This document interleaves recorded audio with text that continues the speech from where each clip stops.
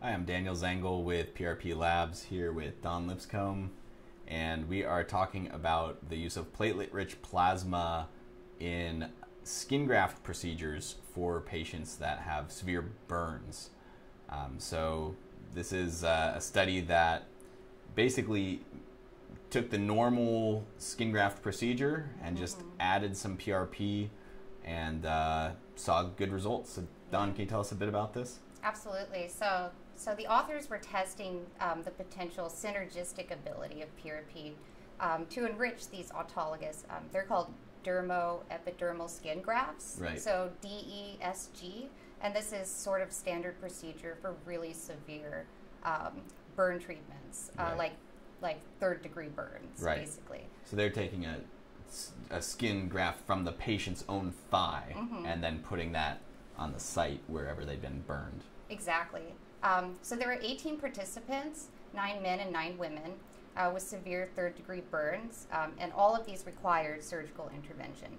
And so this study wasn't done all at the same time. Right. Either this was sort of done on a rolling basis of people coming into the operating room Absolutely. with these third-degree burns. It's hard to schedule patients to get a third-degree burn for your study, so you kind of have to take it as it comes, I guess. Exactly. So for the protocol, so the non-viable tissue was removed from whichever area, and all of these burns were variable, like somewhere on the thigh, somewhere on the face, somewhere on the arms. So it's all listed in the study. But so they grafted the DESG grafts from the patient's thighs. So they produced something called autologous platelet concentrate, which is PRP. It's just PRP. This study calls it APC, like they're going to rename it or something, but it's PRP, essentially. Exactly. So they drew blood from each patient, and they added ACDA as an anticoagulant, and this is used by blood banks, actually, whenever they're storing plasma. Yeah, ACDA is the standard for blood banks, yeah. Exactly. So they took one of these blood samples, and they separated it using density gradient centrifugation, which basically is just centrifuging it to separate it out into distinct layers. Yeah, and in this study, they thankfully talk about the system that they use. So they use the Harvest PRP kits and protocols for preparing platelet-rich plasma.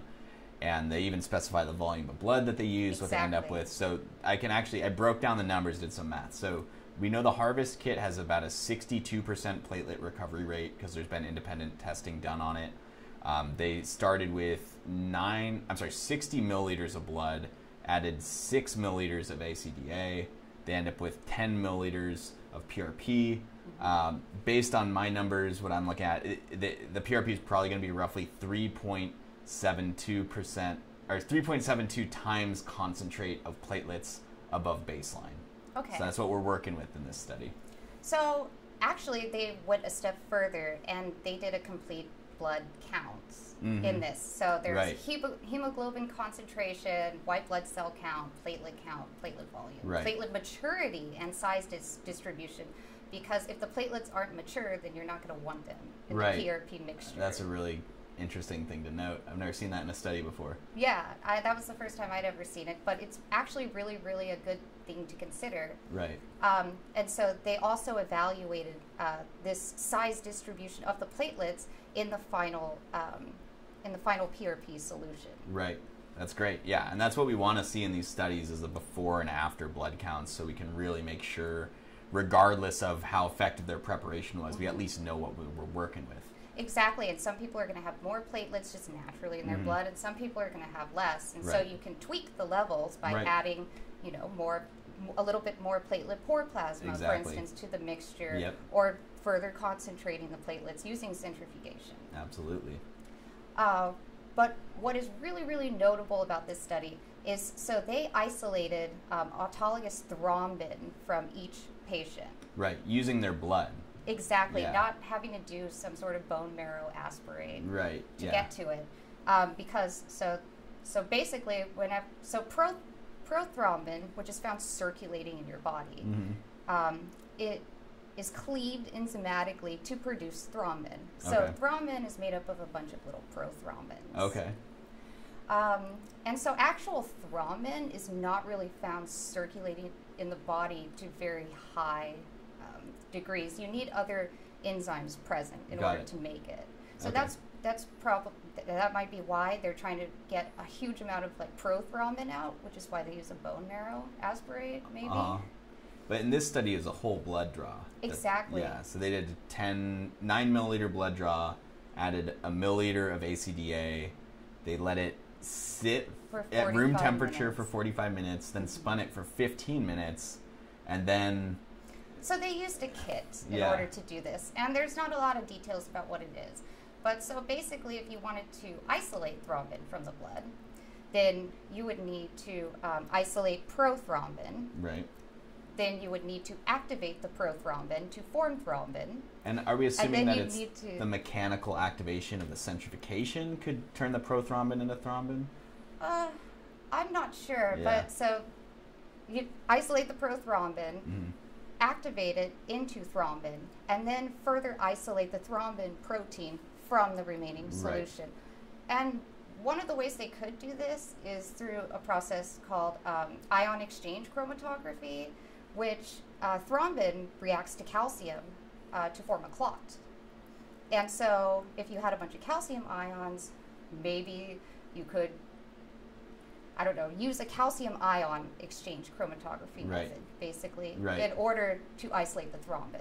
Yeah, and Just a it hypothetical. seems like some of these thrombin kits, that's kind of how they have like these micro beads that have ionic charges. Exactly. Yeah. And so I think that would work, actually.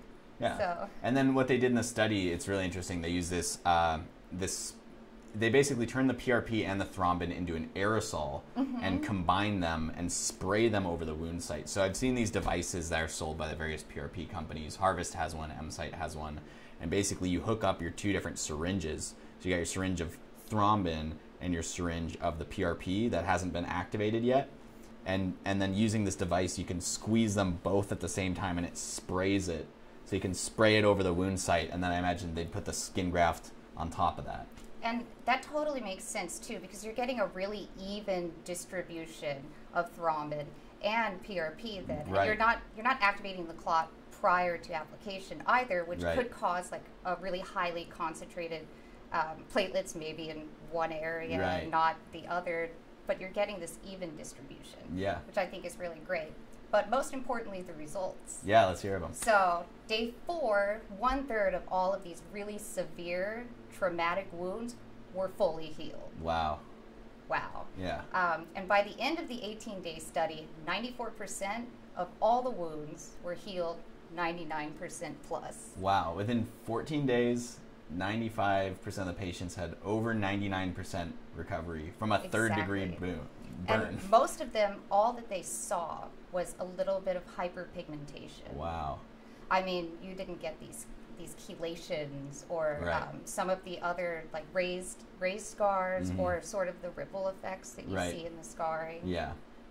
So Excellent. basically, I mean, so the accelerated wound healing and scar prevention demonstrated in this study, I think really shows how a traditional method of surgical intervention can be paired with, the field of bioorthopedics. Right. And do they compare this with the traditional results they're seeing in the clinic? Yes, and overall, this was much more rapid. And the authors note that traditionally with skin grafts, you will see that rippling effect. Okay. And so the way that these grafts could sort of establish a really, really uniform extracellular matrix, Yeah. that's the most important thing. Right. That's where the PRP comes Yeah, in. absolutely. Great. Well, Dawn, thank you once again. We're going to have some more videos on PRP coming up shortly, so stay tuned.